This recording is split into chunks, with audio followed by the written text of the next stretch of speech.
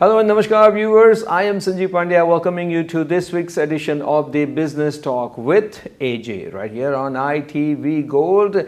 Happy to have you join us in this episode and all along in this entire series called the Business Talk with Ajay. This is the show brings you in-depth information about any business, mostly South Asians who are engaged in the business. We give you in-depth information what the business is all about, how you can make money, what are the pros and what are the cons, and how you can make the business very successful. These are the things we discuss, and of course it helps us because Mr. Ajay Kumar of Sai CPA Services gives his input, gives his valuable input based upon his knowledge and experience in this show, and that's what makes the show very, very interesting.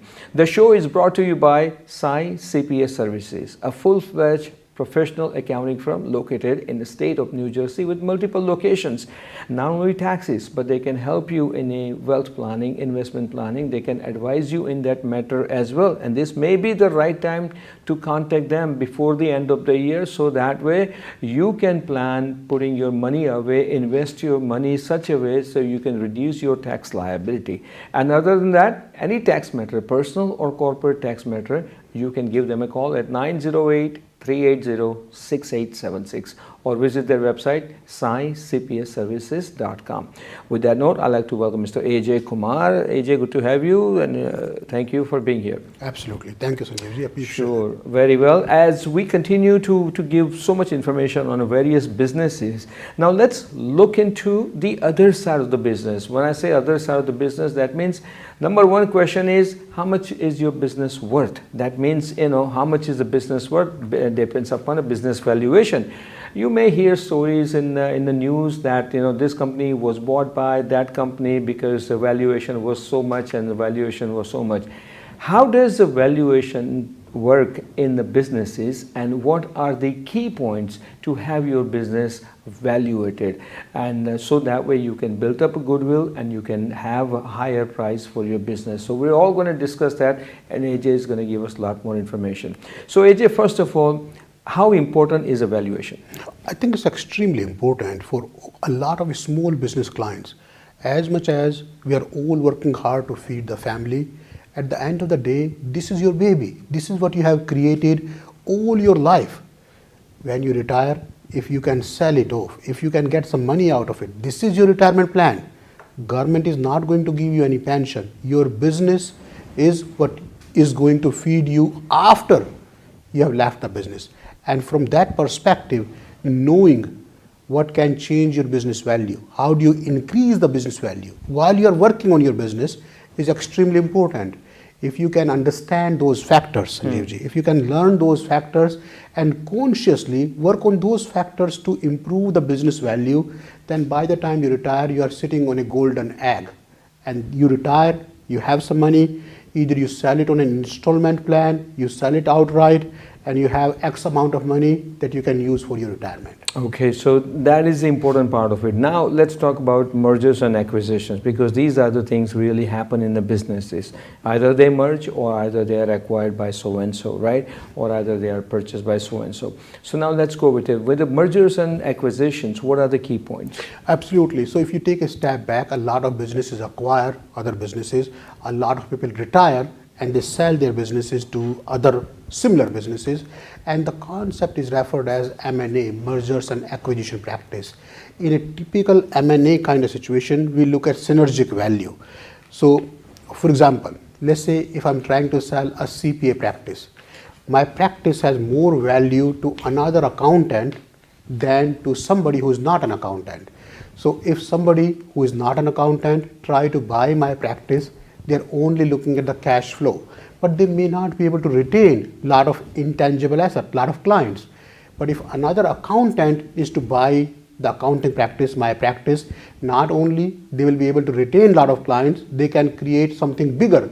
In this case, 1 + 1 could be more than 2, just because there is synergy involved. So when we look at an M&A type of practice, we typically look at synergic value. You have to understand what creates synergic value. You have to understand how agile your system is. Can your business survive without you being there? Or are you the bottleneck in your business? From that perspective, when you look at M&A type of business valuation, the key that you want to learn, that you want to understand, you want to make sure you have enough technology, enough resources to make sure your business can run without you being there. If you have to be there, your business is not worth anything to me. I cannot run it without you. So what would I do? If your business is automated in a way that you can be there for n number of months, n number of years, and then I can easily take it over, your business is worth something for me now. All right, so this is what they look for it, that, who is your backup plan, who is going to be running the business in case of something happens to you. That's right. They just don't like to have one person in charge of their business 24/7. 100%. Okay, all right. So there you go. Anything else you'd like to add in mergers and acquisition, stock transactions or something? Absolutely. So depending on the size of the business, a lot of smaller clients that we see, mom and pop shops, they typically don't have the stock transaction. Either they will have the equity sale or APA, asset purchase agreement. But if you are looking at the theoretical concept of it, when you have the stock sales, especially when you are looking at the block sale, meaning a lot of stocks are sold at the same time, then you want to look at what's the stock value. The stock value is $10 per stock, but I'm selling 10 million stocks. Do you get 10 million multiplied by 10? Probably not. Because once you put 10 million stocks in the market, the stock price will suddenly go down.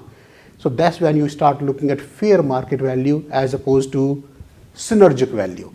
So in a stock transaction, typically you get lesser money as opposed to a typical M&A for a mom and pop shop, where we look at the synergic value, where you get more than the fair market value. Okay, interesting.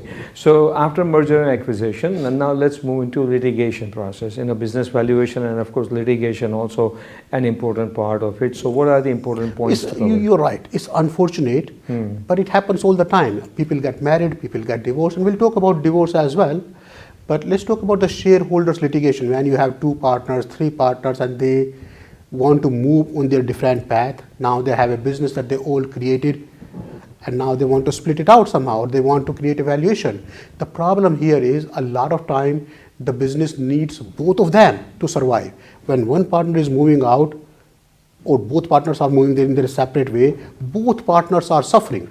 So in this case, 2 divided by, when we have 2 ways, it's not 1 and 1. It's always less than 1 and less than 1. So in a synergic value, when we say 1 plus 1 is more than 2, in a typical stock transaction, in a shareholder dispute type of transaction, when you divide 1, both partners get less than half, meaning the value get diminished because the business was created, needed both of them to survive. So in that case, we look at the fair value, not the fair market value, which typically is less than the fair market value. So in this concept, we look at what value each person brings, and we try to give the business what they were managing. And then the important part, then we'll have some non-compete around it when we look at the stockholders dispute type of valuation type of exercise, that when you have this contract, you must have some sort of non-compete around your area. In this case, the key is, it's a good deal when both parties feeling that they did not get a good deal. A good deal means both of them are feeling they did not get a good deal. Okay, so these are the things in the litigation, and you did touch upon divorce proceedings and everything. So the divorce can be part of it also. Absolutely, it's very, very similar concept, Sanjeevji. In a divorce case, husband and wife were working together. They had some intangible assets, some business that they were running. In many cases, businesses are being run by one spouse, and the second spouse is in the supporting role. That does not mean the second spouse does not get anything. In a common state, depending on which state you live in, they both have certain rights to the business. Even if their ownership is not equal on the business, the spouse will still have some value on the business. So in this case, we'll typically go with a fair valuation. The theory is again very similar to the shareholders dispute, where 1 divided by 2 is not half and half. They both have less than half, and they both feel that they got less than what they were supposed to be getting. All right, these are the things to be careful under this litigation and the dispute category. Now, merger and acquisition, and then litigation and dispute, and the other important part is bankruptcy. when it comes to business valuation, right? Financial restructuring and bankruptcy. Bankruptcy is not always bad for a business, especially if you're in a restructuring process and if you really have a potential to make the company viable in 3 years, 5 years, 10 years. It's still worth a business. And then a lot of companies do purchase bankrupt businesses because they look at the plan, say it's a viable to get it. So in just a 1 minute or so, AJ, just tell us very important point under that category. Absolutely. So in a liquidation type of scenario, we don't look at fair market value, fair value or synergic value. Here we are looking at replacement value, liquidation value we call it. It depends on chapter 7 or chapter 11.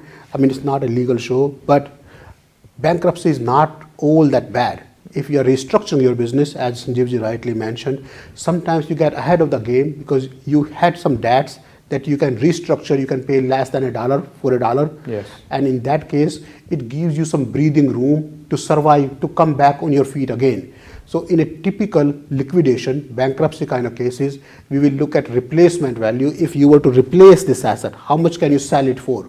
Or if you were to liquidate this business, what could you get out of this business? And we refer it as a replacement value or liquidation value. Very important points that we covered so far. With that note, we're going to take a short break. When we come back, we got a lot more coming up your way in this episode. It's about business valuation part 1. Stay with us.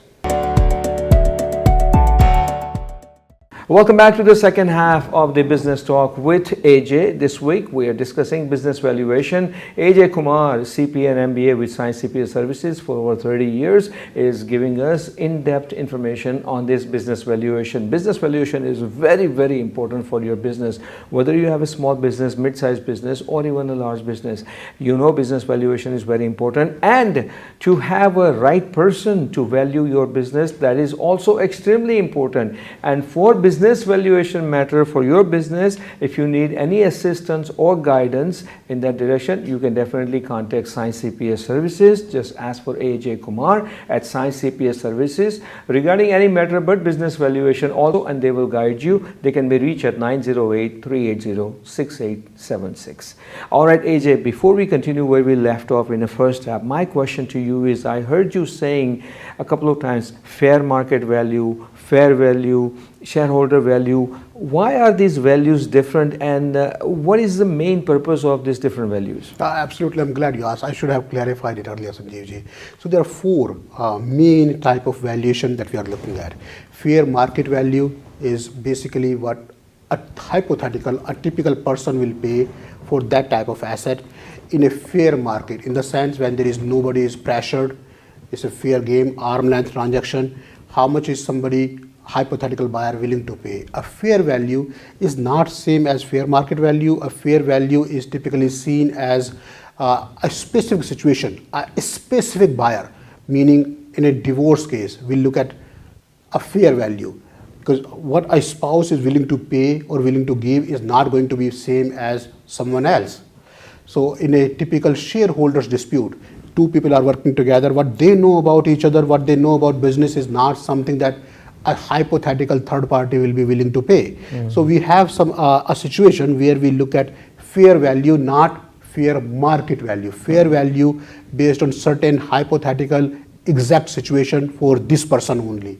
Then we have synergic value, where we see some synergy between the businesses, typically seen as M&A type of practices, when an accountant is buying another accounting practice, a grocery store is buying another grocery store, so they can easily absorb the inventory. If I were to buy another grocery store, it's not the same value for me. I don't know how to run the grocery store.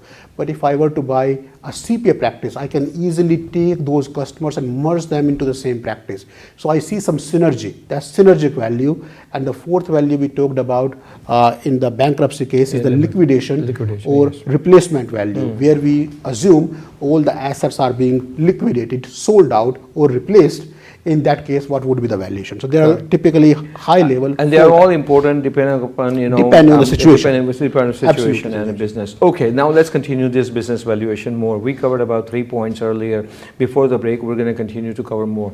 How does the gifts, and the wealth matter comes into business valuation? Absolutely. If you take a step back, gifts, you don't really, large gifts are not given to a third party in the market.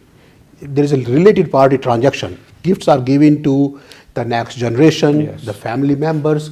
So in a estate and gift type of situation, we'll typically use fair value as opposed to fair market value. In this case, the valuation is important because the government gives certain quota, certain amount of money that you can give to next generation. Right now is 13.6 million unless you do Form 706 filing for portability transfer. In that case, you can add the spouse limits, but 13.6 million amount, lifetime amount, can be given to next generation, can be gifted to the next generation tax free.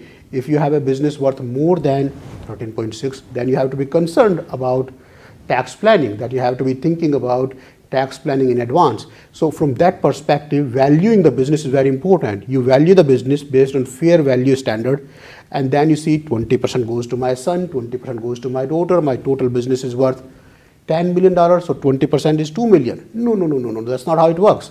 Because the person who is getting 20% cannot make business decision. In order to make business decision, you have to have at least majority ownership. So the person who is getting less than majority ownership, does he have the same valuation? Probably not. So there are a lot of creativity goes into these valuations when you come up with these numbers. But typically in a gift type of transaction, in an estate transaction, valuing the business properly is extremely important. Okay, very interesting. So I see you basically covered, with the gift and the wealth, you covered estate planning as well, because obviously that also comes in effect. 100%. Now let's quickly move on to the next one, which is business interruption claims. How does that work in a business valuation? Well, let's think about it. Something happened to the business. A flood happened, or the water pipe broke, and now you cannot run the business for 6 weeks. You want to go to insurance company to file a claim. Well, what's the value of that 6 weeks business interruption?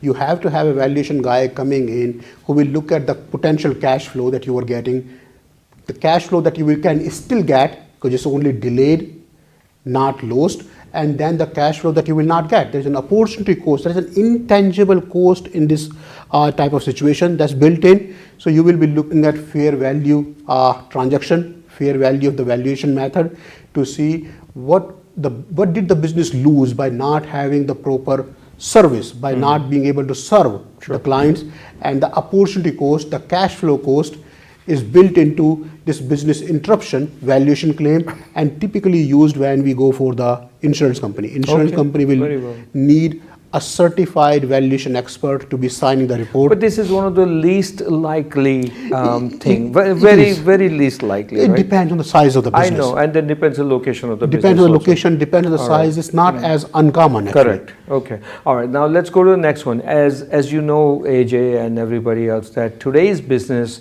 really thrive upon customers' reviews and their comments and everything. Everywhere you go, they want to have customers' review and so on and so forth. Absolutely. So with the customer review comes in a reputation. Right. What about damage to reputation or goodwill comes in a business valuation? Absolutely. If you think about it, say we do the TV show. We have Google reviews. We have so many clients talking good things about us.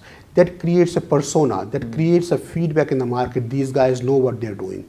If that reputation is damaged somehow, the new client is not going to be coming in. So the question is, how do you measure such a thing? How do you decide how much is the loss to reputation? Or if somebody is putting a bad review for you, what did you lose actually?